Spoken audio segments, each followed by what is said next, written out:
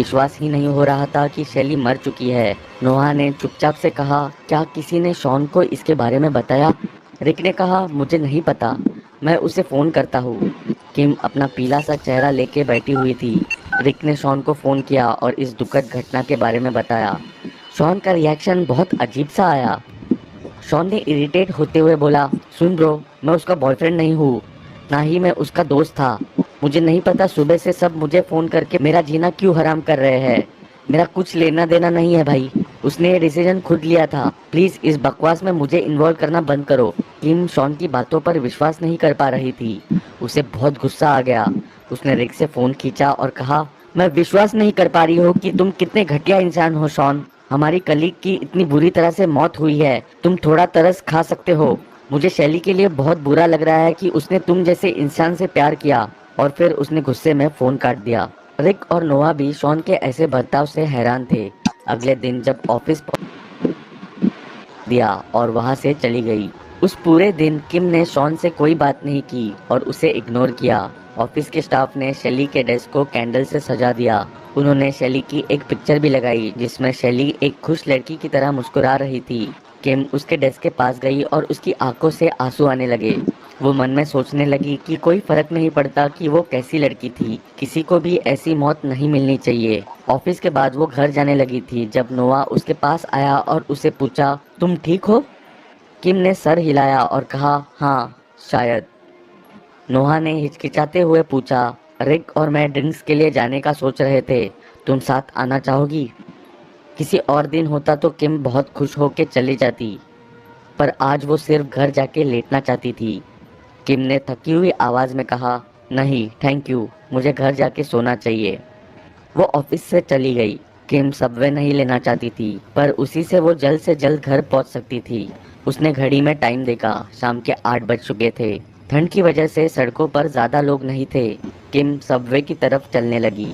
सीढ़ियों से नीचे जाते हुए कुछ डरावना सा एहसास हुआ। उसे पता नहीं ऐसा क्यों लग रहा था कि यहाँ पर कुछ होने वाला है। प्लेटफॉर्म की तरफ जाते हुए वो डर के मारे पसीना पसीना हो रही थी, पर नीचे ट्रैक्स की तरफ देख के वो थोड़ा शांत हो गई। ट्रैक साफ हो चुके थे, वहाँ कोई खून का निशान नहीं था। किम प्लेटफॉर्म की सीट पर बैठकर ट्रेन के आने का वेट करने लगी। प्लेटफॉर्म में 2-3 लोग ही थे और वो दूसरी तरफ से ट्रेन के आने का वेट कर रहे थे। दूसरी तरफ से ट्रेन आई और उधर से सारे लोगों को लेकर चली गई। अब किम इस लंबे सबवे में बिल्कुल अकेली थी। उसने टाइम टेबल देखा, उसे अपने ट्रेन के लिए 10 मिनट और वेट करना था। सबवे में अकेले बैठने वाली फीलिंग जहाँ पे उसकी कलीग ने सुसाइड की थी कुछ ज़्यादा अच्छी नहीं थी। उसके दिमाग में परेशान होने वाले ख्याल आ ही रहे थे कि अचानक उसे एक अजीब सी आवाज़ आई। ऐसा लगा जैसे किसी को ज़मीन पर घसीटते हुए ले जाया जा रहा हो। और फिर एक और अजीब आवाज़ आई। इस साउंड को डिस्क्राइब नहीं किया जा सकता, पर सच बताऊँ तो वो आवाज़ कुछ ऐसी थी, टेके टेके टेके। किम को नहीं समझ आ रहा था कि वो क्या करे कि तभी उसकी नज़र प्लेटफॉर्म के कोने में पड़ी। आखिर ये क्या है? उसे प्लेटफॉर्म के कोने में किसी की उंगलियां दिखी जो जमीन को पकड़ रही थी।